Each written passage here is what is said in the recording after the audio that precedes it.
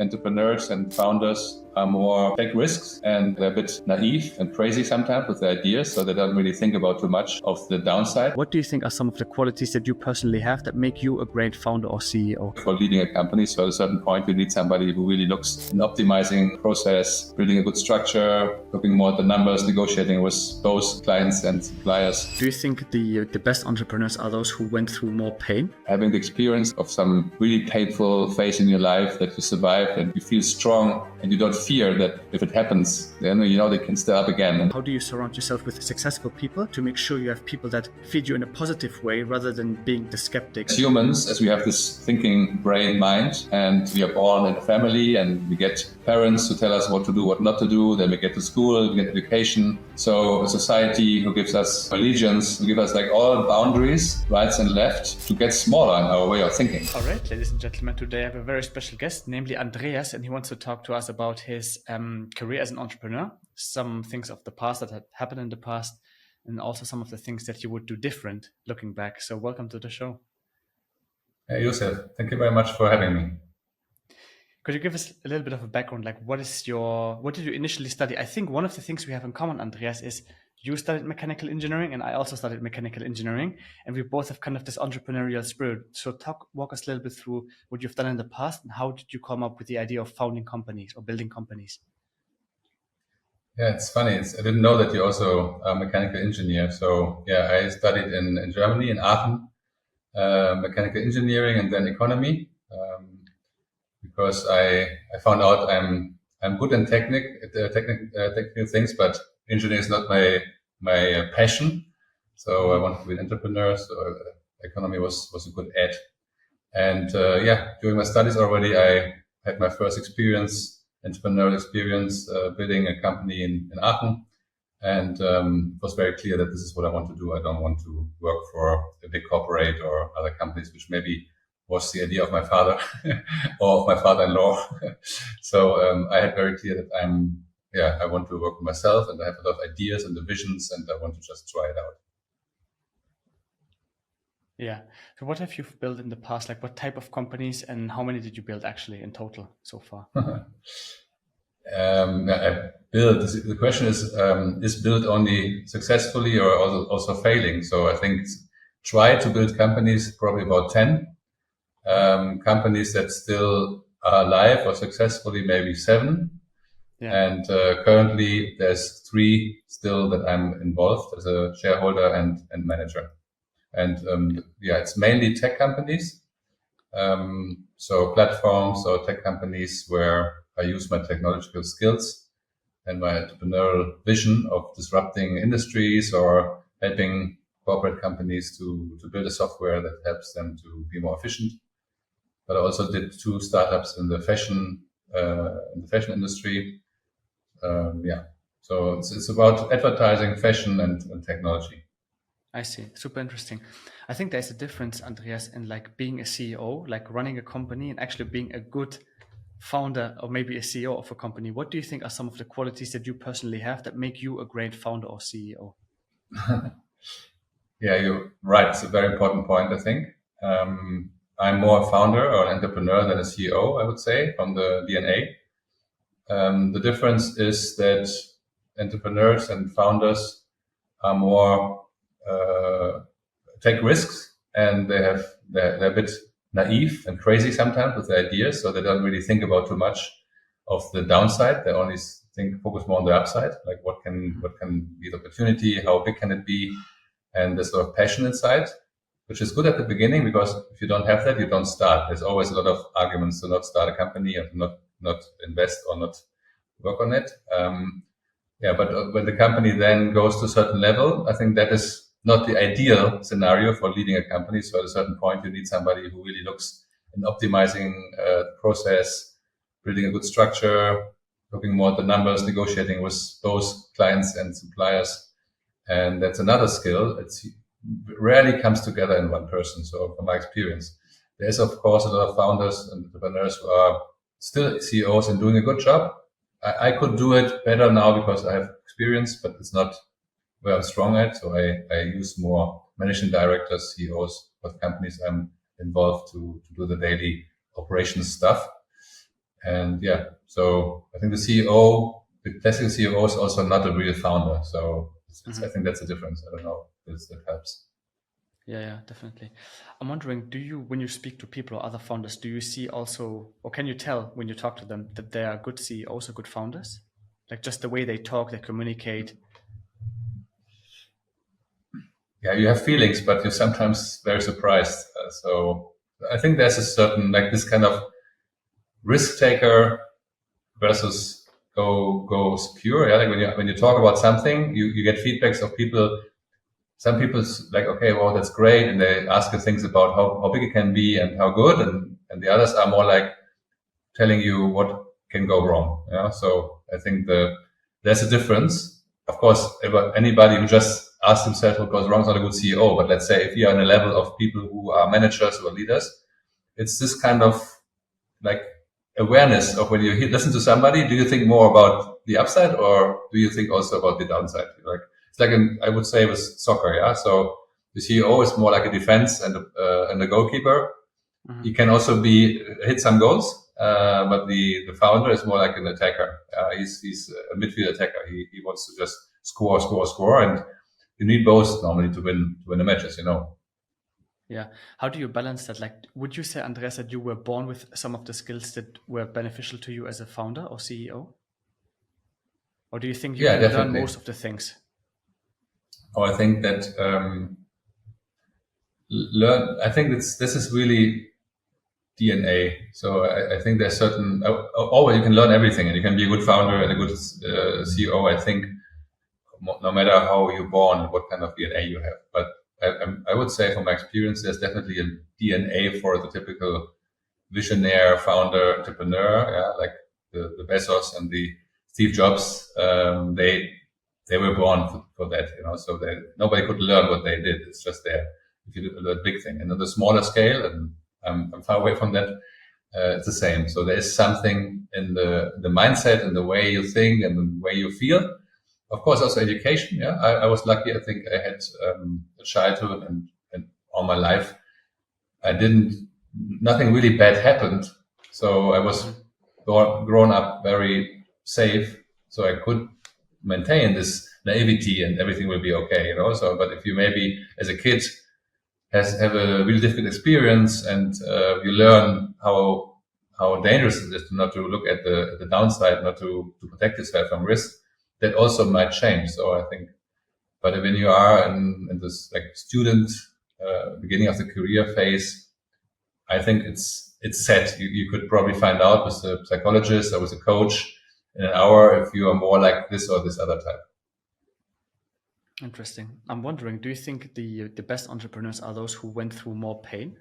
Because if you look at the stories from Elon, from Steve Jobs, etc., do you think that going through trauma or emotional pain that made them better entrepreneurs because their emotional threshold is a bit higher than of a normal person? Yeah, it definitely helps. I don't know if you've seen the Spotify miniseries on Netflix. The investor said that all the really big guys are kind of crazy, like they have some trauma and they're also kind of crazy.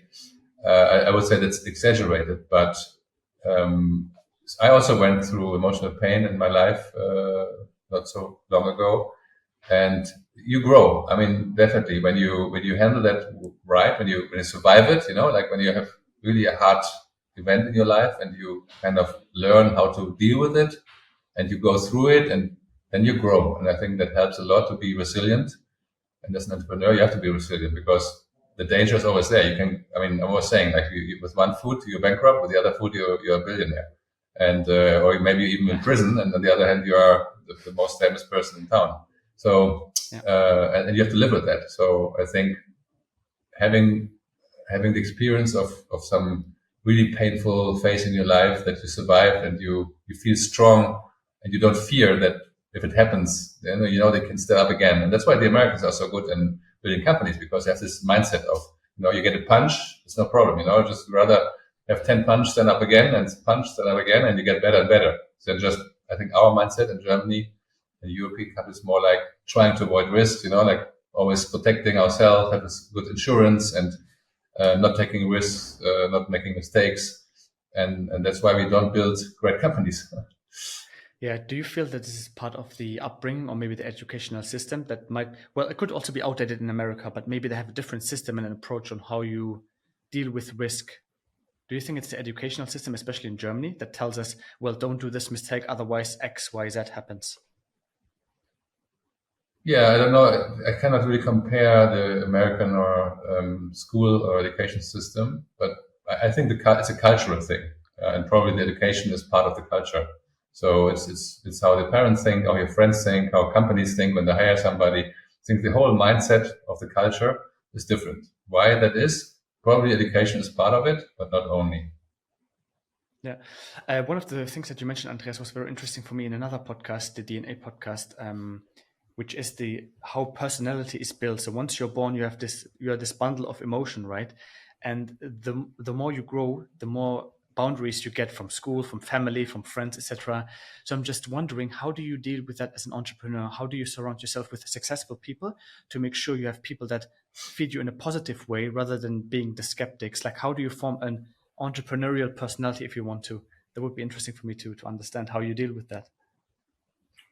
It's a very good question, and I think to really answer it, and for the audience, maybe I go back to what I said and explain it from my words, so I can also get better into the answer. So my idea, or what I really believe, and it's influenced by some spiritual teachers, especially Eckhart Tolle, who I follow a lot, and I also had the honor to get a training from him, is that we are born with like almost everything's possible. Like any plant or any animal can grow and can be beautiful and flower and bloom and flower. But then as humans, as we have this thinking brain mind, and we are born in a family, and we get parents who tell us what to do, what not to do. Then we get to school, we get education. So a society who gives us religions, who give us like all boundaries, rights and left, to get smaller in our way of thinking. So we kind of shrink our own perspective of how big everything can be, because we always see what can go wrong, what is the law saying, what did my parents say. So I think this is very true. And if you don't remember that as a kid you didn't have that, and you don't balance both and just feel okay, I can, this limitation that I learned is a good tool sometimes if you need it. It's like, think about it, but it's not the only truth. You are not only evaluate everything through this thinking barrier mind, So okay, see the barriers, but then go back and see like, okay, how strong is nature? How big is the universe? How many miracles are there that when you look around? And so everything is possible at the end. So it's kind of balancing both. And again, then I think it's then company culture. You hire people, you have co-founders who share that mindset, who you either, in knowing them, that they also have both. They're not only this limited mindset. Of course, if you hire a CFO or a legal guy, it's okay to hire somebody who is this kind of education, who has a clear barrier of what is right and left and what's the right way to go. But for people who should be creative, like all creative people in the company, or should be like responsible for growth, or your co-founders, I think it's good to have that. So you either find somebody who have it, or you go to coaching and understand the difference. So I use meditation also to go away from my thinking mind, which the thinking mind it's a program. Yeah. And it's like at the end, we are a hardware when we're born, and then we get a program, software, an operation system and software. And then we see the world through the software, but the world is not only that software. So we always have to go back to our operation system and say, okay, what would we do without this software? So for example, I meditate, I do sports and things. When I'm really getting detached from my thoughts, I feel something like inside that is hungry, that wants to grow, that's creative, and it doesn't think too much about the risk anymore. So I think it's something you can curate. Yeah, it's super interesting. I'm wondering, because I think we're maybe a little bit similar to that regard, because when I keep thinking a lot, and I think I still haven't found the process of like grounding yourself in the sense of like, I think you mentioned this, right? Where you take, for example, a cup of coffee, you would taste it, you would actually feel it, how it feels. so that you actually live in the moment. So you don't live in the past regretting things, or you don't live in the future being like super anxious. Right. I'm wondering, like, do you do this kind of exercises to ground yourself to live in the moment? Yes, always. It's a practice. I mean, I think it's called awareness, kind of awareness practice, and it's recommendable. It's first. There's different steps how you can do it. It's first understanding that if you think about where's your awareness, yeah. If you would say, okay, what is your reality? Yeah, my reality is what I focus on. Yeah. So if we sit in the same room, I look at this side, you to the other side. I see a crying baby, you see a TV with a soccer game. Yeah, we sit in the same place, but your reality is different than mine. Mhm. And but then I can turn around, also look at the soccer game. Yeah. But in this moment, I'm still in the present moment. So I just have two options, which is looking at the baby, or I listen to the baby, or looking at the soccer game. But I can also just be in my thoughts, not even notice that there's a soccer game, a baby, and other things, and I'm just focusing on my thoughts. Like, oh, what did I do yesterday? What is tomorrow? How can I pay this invoice? What can go wrong? So in that case, my awareness is not in the present moment; it's in my thoughts, and my reality is what I think. So the more I think about problems, the more problematic gets my reality, right? So that's an automatic mechanism. It's evolutionary because our thinking mind wants to protect us, and it's always like bothering us with his thoughts of risks. And so that needs first of all a consciousness, like say, okay, this is true. I admit that. I don't want that. It's okay to do it from time to time, but not all the time, not be like a victim of our thinking mind and thoughts. So now I want to learn how to get aware of the present moment. And that comes in what you say. So just always like saying, okay, I'm thinking, I want to think, but not right now. Right now, I want to go away from my thinking. I want to detach. So for example, if I have a cup of coffee, I look at the coffee, I smell it, I taste it, and I really, in that moment when I smell it, taste it, I am in the present moment. So automatically, my attention is not in the thoughts anymore. The thoughts might be there, but I'm not paying attention to it. So now paying attention to the coffee. When I look around to the people, I pay attention to the people. And I pay attention to my breath, for example. And whatever you do, it's just learning these two different levels. So you can say, okay, I have my present moment attention. This is my reality on one side. And I can also shift my reality to my thoughts. And I don't want to be the victim of like coincidentally coming in thoughts and then gets my reality. I want to be the boss. I want to understand. I want to decide when I want to focus on my thoughts and when I want to focus on the present moment. And as we are in our society and currently too much focused, we are unconsciously, we are always in our thoughts. Yeah. We have to train always to go back to the present moment. So just without overthinking, I explained it a bit like complicated, but if you just say, okay, I got that, I trust you, Andreas. So right now, every day I will do that. My practice only, whenever I remember, I will look what's around, I will taste, whatever. That's enough. Then you already do that automatically because you tell your inner self there's two levels. Yeah. And I'm not dependent on my thoughts. I also have another level. And when you are more and more on the other level, the more you can detach from your thoughts, which is very powerful. You know, we all know how sometimes we are stick to a thought that is really painful and gives us bad emotions.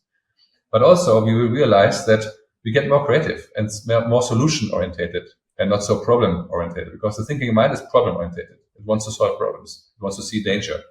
Yeah, but within us, there's a force that I believe in, which is creativity, which is like, okay, there's no stress, there's no problem, there's only challenges. And I want to solve the challenges. I want to find solutions. Yeah, and I don't want to repeat the problem and then complain about the problem all the time. I want to just say, okay, what's the situation? Okay, accept it. And now I find a solution for it. Yeah, this is super interesting, Andreas. Thanks for sharing this. I'm going back to the moment where we talked about kind of what happened to you in the past, which is kind of the burnout phase that you were going through. We'll talk about that in a second. I'm just wondering, where is the balance between, because I'm struggling with this, I think, knowing my body, because I'm doing sports, I think I'm aware of where my boundaries are, but still sometimes you drift away into, you're being sucked into work so much that you maybe lose yourself. So where's the balance between like you work enough for your company versus potentially being sucked into something that's potentially super dangerous for my health and my family? Like, I mean, you didn't notice it, right? Like, you know your body so well, but you didn't notice it back then. Your wife did, but you didn't. Like, were there any symptoms, any signs that you felt back then?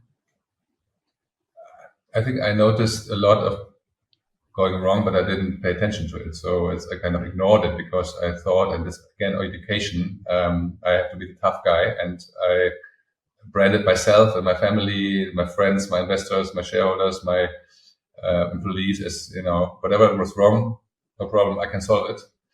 So if you have this mindset, if you like the go-to guy for every problem, and put yourself into the I have a vision, we will do it, then you ignore your own problems because you don't allow it to yourself.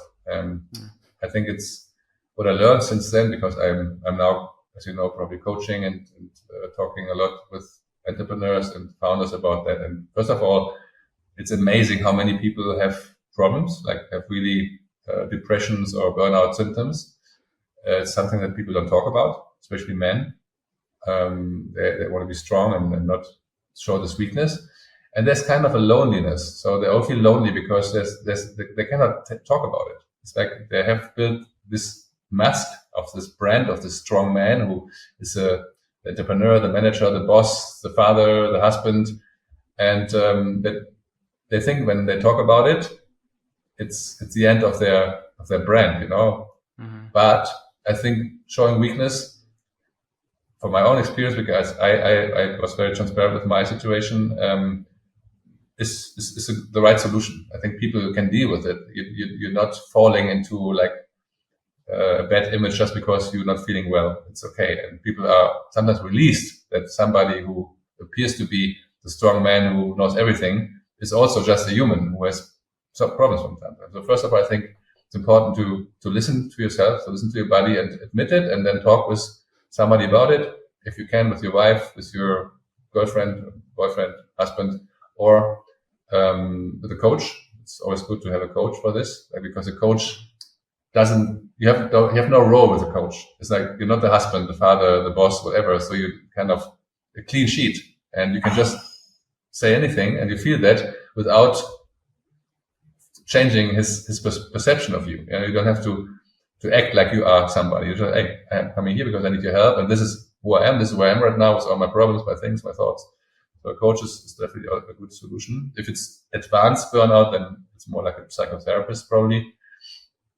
And so I think what could I do? So one it's not only about working a lot. Like I think you focus a lot on I'm working too much and then I get a burnout. Mm. I would say, from my experience now, the last 2-3 years coaching many entrepreneurs and managers, there's a step before. I call it the life compass. It's like cleaning out your life. Most of the people, and myself was the same, we are overloaded. We have too many things going on, too many things, too many roles, too many projects, dealing with people who are not good for us. But just because we don't have time to fix it, or we don't have the priority, we leave it. So my recommendation is, when you feel like this, just step back and ask yourself, there's tools for that. Okay, what in my professional life, in my personal life, with my friends, my hobbies, all these areas, make a list of what is really good, what I like. So what would I like to maintain if I have totally freedom, and what would I stop right now? With whom would I not like to work or be friend anymore? What kind of house or car or what I don't want to have anymore, which I want to maintain? What are the activities professionally which I would like to maintain, which not in the company? What of the activities I do, which role I feel well because I'm good at, and I think that's what I want to do, and which roles maybe should do somebody else. And this is incredible. When you do this, you see wow, I can cut half of this stuff. It's just, I took it, it's shit, it's a big weight on my shoulder. So I think the first thing is to cut away that has two advantages. First of all, you create space and time for having more time for yourself, for doing some sports and meditation, which is always good, of course, to have more balance between work and non-work. Yeah. But the magic is that within the work, when you do that as well, this cutting away stuff that is not good for you and people who are not good for you, you feel like, okay, now I'm doing exactly what I want to do and what I'm good at. And that creates a totally different emotion. And it's much easier to get in balance with your life when you have that. So the answer is to, one, of course, reduce the time to work and give more time for sports, relaxing, understand also this balance between the thinking mind and trust that there's something more than the thinking mind within you. So curate meditation, curate being present, just there's something more, yeah, do some coaching or spiritual work. But on the other hand, clean your life, yeah, just cut out everything that is not necessary. In my case, I had a very severe burnout. I didn't have the choice. I had to cut out. So it was like I was falling so deep that from one day to the other, I had to cut off everything. So I was not there anymore for nobody. So I was disappearing as a father, as a husband, as a manager, as a shareholder, as everything. So, and then I found out like, it's not bad. Sometimes some people say burnout is burning out the ego. It's like you burn out all the roles that you had, the ego. Yeah. So the personality that you wanted to be burns away. You have nothing anymore left. It feels bad at the first time because you kind of depressed. Who am I right now? But when you then go back and you find out there's more than my roles, there's something deeper. And then you now build on top only things that are good for you, which I did. So now I reduce my involvement in the companies to only what I'm good at. I reduce my contact with my friends to only the ones that are good for me, and so on. It's super healthy. It's like, it's the best that can happen. So you either do it forced, like I did it, or you do it as a free decision. Yeah, I see. That makes a lot of sense. Was it for you kind of happened in a matter of days or weeks, or did it happen from one day to another that you just felt, okay, you broke down and needed some medical help? How was that for you? The process towards that moment was a couple of months where I could have noticed it. I ignored it, and my wife and my friends warned me that I'm changing and that there's something going on that doesn't feel right. Like, so I'm changing in my behavior. I couldn't focus anymore. When I talked to people, I was like all over the place. I was very problematic driven. Normally I'm always the optimist and the person who's like smiling and saying everything will be good. And suddenly I always talk about problems and things that I didn't like my work anymore, and I didn't sleep well. I woke up in the night. So these are the signs. But let's say the event when I had no choice and needed medical help was from one day to the other. It was like I woke up okay, was a Saturday, went to a nice place with my wife, and suddenly I got panic attacks and depression, like small depression moments, but panic attacks where you get the breath gets short, the heart rate goes up, which first of all I didn't know what it is. You think like, oh, you get a heart attack or whatever. It's really strange. I talked about with my wife. I kind of wanted to be strong again, so I waited 2 days, having these attacks all again and again, not sleeping, and then I went to emergency room in the hospital, and they did some measurements that like you need to have medicine, you have panic attacks, and you have like this heart rate problem. The oxygen was different, and so they immediately knew that there was a critical situation. Mm-hmm. But you feel good right now, right? I'm feeling perfect. Yeah, it's 3 years ago, and it took me like 4 months to get back to a not normal life, but to like kind of life again. The 4 months I was really knocked out. And since then I'm rebuilding, and since 2 years I feel really good. I would say since 2 years I feel better than ever before. And so I knock on wood.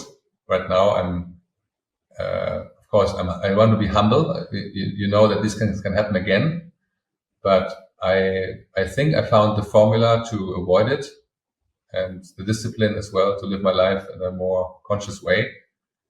And right now it feels great. So I'm even grateful that happened to me. But having said that, I wouldn't recommend anybody to go there because I've seen cases where it didn't went well. So I was lucky. I was lucky. So I think I did some good decisions. My wife was very supportive. My family, my company, shareholders, everybody was very supportive. So I was really lucky that I was taken when I was falling. There was something there that protected me. But there's cases where people never come back to work, even suicide. It's very sad, but that's a reality. So I'm saying it now because I want for everybody who listens to that, and for you as well, to make sure that it's something very serious, but it's not something that you cannot avoid if you are conscious. Yeah, that makes sense. I'm super glad to hear that you're feeling well now, Andreas. What about these people who might be listening to this episode and saying, well, I'm invincible, like burnout can't get to me? What would you tell them? That I said the same. Exactly. I have to admit, and I feel really shame about it, that in some cases of my companies in the years before, when somebody had couldn't come to work and the reason was burnout, or I never argued that, but I was saying to some closer co-workers or friends, co-founders, like, the weak people, it's a shame how people get weaker and weaker, where's the discipline, where's the strength and stuff like that. So I had this kind of stupid belief that, that probably our generation got in the education. Be careful. Invincible. I think humbleness is a very good thing. You can be confident. You have to understand who you are. I think you cannot feel invincible and confident if you just made up a personality that you're really not sure about if you really are the personality. You're just playing for everybody being the personality. So that's why I think make a life compass, find out who you really are, what you want in life, what are your visions, your goals, and then go for it.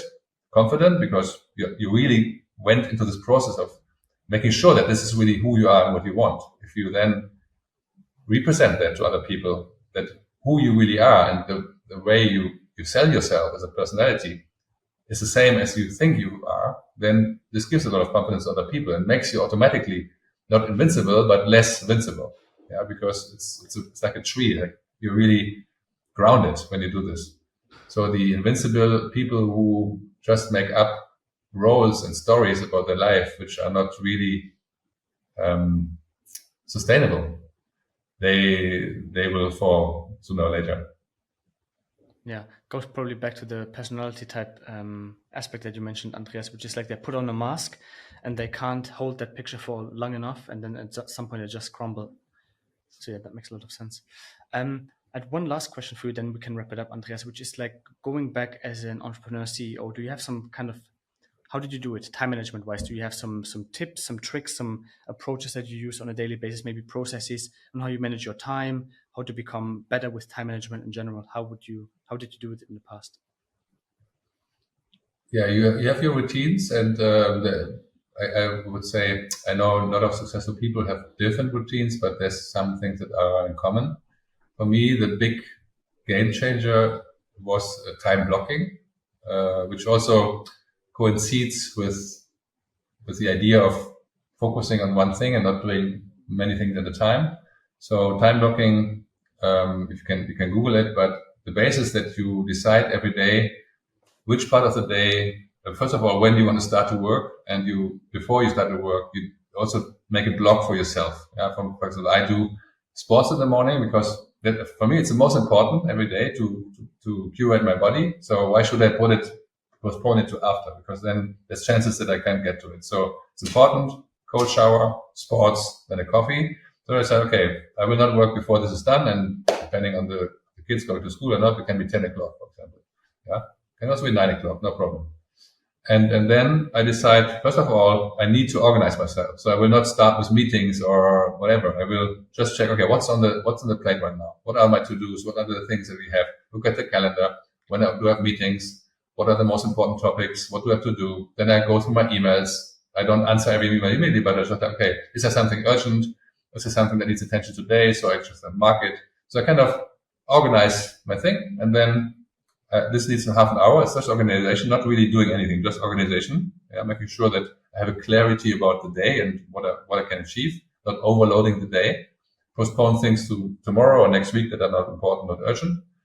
And then I have another block for possible meetings. So whenever somebody wants a meeting, I don't say you can choose from 9 to 6 or 7 or 8, whatever. I say, look, if you want to have a meeting with me, it's in the morning between 11 and 1, or in the afternoon between 3 and 5.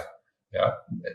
That, of course, you have meetings where you do it outside, but in 80% of the cases, it's possible. So if you set this as this is my availability, you have meetings at these times, and you can make sure, okay, this is my time where I'm dedicating to meetings, which normally do too much, or I can make calls or whatever. So I'm interacting with people. But then I also have a blog where I just say, okay, now I go through my emails, I go through my own deep diving. So I have two tasks that I need an hour or two really getting into it, crunching numbers, whatever. So in my blogs, I have blog for myself, blog for meetings, blog for organization, blog for deep diving, and then blogs for whatever.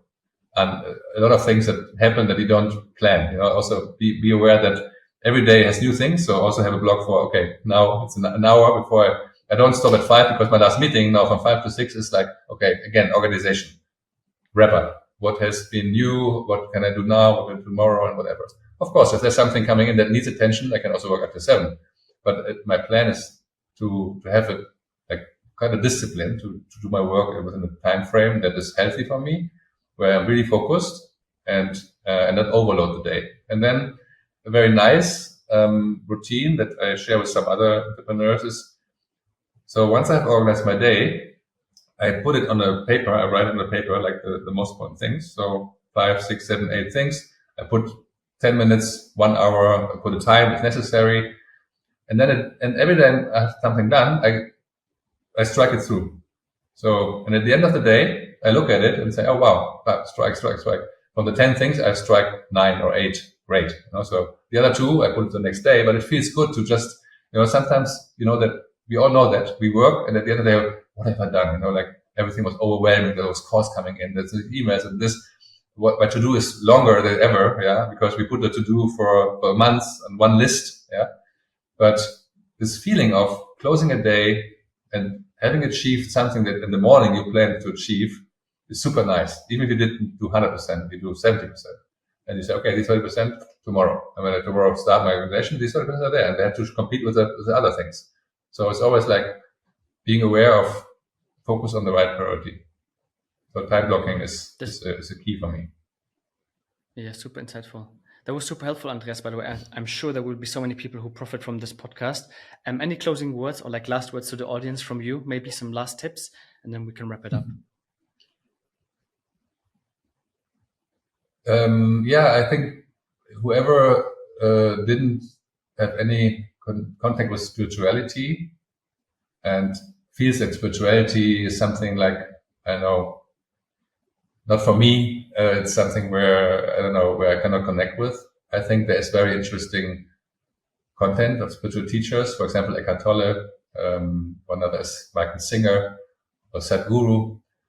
And they have some very simple things to say that once you understand that, if you reflect on it, you can change the perception of your reality. So at the end is my main advice is ask yourself who you really are, set the direction of your life in balance with who you are, and curate the difference between the thinking you, like the personality, the role, the mask that you are, like the thinker as a father, the thinker as an entrepreneur, whatever, but also curate the deep you, which has no role, no mask, just the pure yourself. And this is by meditation, being in the present moment, or in the flow with some sports, when you really like, you feel like, okay, now I'm totally into it. I'm not thinking anymore about past or future. Now I'm absolutely present. When you're present, then you curate this part. And I think this is so simple. And if you look at flowers, how beautiful some flowers are. There's no thinking mind. It's just that they bloom. Yeah. And we all have that ability if we just refine it. If we open that door to that part, and we have all closed it to our mind. We are so conditioned that we forget that there's this, we can bloom as a flower or like a beautiful animal without thinking. It's there, So I think this is something I learned through spirituality, and it helps me a lot when my mind goes crazy or it's too stick to one thing. I remember, oh yeah, mind is only one part of me. There's another part, and I know how to get to the other part, and it feels like, oh, wow, thank you. There's so much there, so much more than my thinking mind. Yeah, absolutely. One last thing I want to mention is one of the things you had as a statement in the DNA podcast was that the mindset is so powerful that it could potentially heal even diseases. well, there's some arguments around it. I truly believe this is true because there is this, not sure what it's called in English, like psychosomatic, so psychosomatic, maybe it's called in English, where it's like through the mind alone, you can actually heal your body, which I think is super powerful. So I think it's super, super important that we surround ourselves with the good people, with the right mindset. So yeah, I think absolutely. you emphasize it. It's a good point, and if you have time, I would like to explain it. So the realization that my thoughts create emotions. Yeah. So if you think about something dangerous, you get anxiety, right? If you think about something beautiful, you have something nice. So I think we all know and understand that thoughts and emotions are connected, right? Mm-hmm. So the proof that this also affects health is because emotions are a response of our body. It's not something that thinks. So we have a thought and then the emotion comes. So, for example, the emotion of anxiety is built for really dangerous situations. When we were a couple of thousand years ago, when the white tiger wanted to eat us. So if I have a thought that is problematic, that gives me anxiety, my body goes into a defense, a fight and flee mode, which is only built for very important and very dangerous situations. And if you do this all the time, then the body does it all the time. And that affects the system of the body because our body is not made for that all the time. The stress that the hormones that come out is only for very concrete moments of danger. If you have thoughts all the time and the thoughts create these emotions of anxiety or fear or whatever, you affect your body with this fear and the body changes and this creates diseases. It's that simple. Yeah. Whereas if you tell your body all is well, yeah, in the present moment, when the coffee, the body can relax because you focus on the smell, it's all good. There's nothing. The body's not in like stress or danger, fight and flee mode. It's like, oh, nice coffee. It's good. So it's totally clear that the reality for our body or the system that can have diseases depends on where you put your attention. If you put your attention to your thoughts and your thoughts are always problematic or too much problematic, then your body lives a problematic life and comes into a problematic state. And in that state, diseases can come in because he's not in the flow. The body's not doing what it normally should do, like normal heartbeat, normal things. It's just always in stress. So I think this is super simple when you think about it. Yeah. Mm-hmm. And there's so many examples how you can understand and feel that how a thought creates emotion and the emotion changes your body sensation. And if you know that, then curate the thoughts. Your thoughts are your reality. Yeah. The more you are into your thoughts, the more the thoughts become your reality. And the reality for your body changes also the health of your body. Absolutely. I think this is a beautiful closing remark. Andreas, thank you so much for being on the show. And I'm sure so many people will benefit from this podcast. And who knows, maybe we have a second part in the future. So thank you so much again. Hope so. And have a nice rest of your day. Thank you very much. Well done, and good luck with your podcast.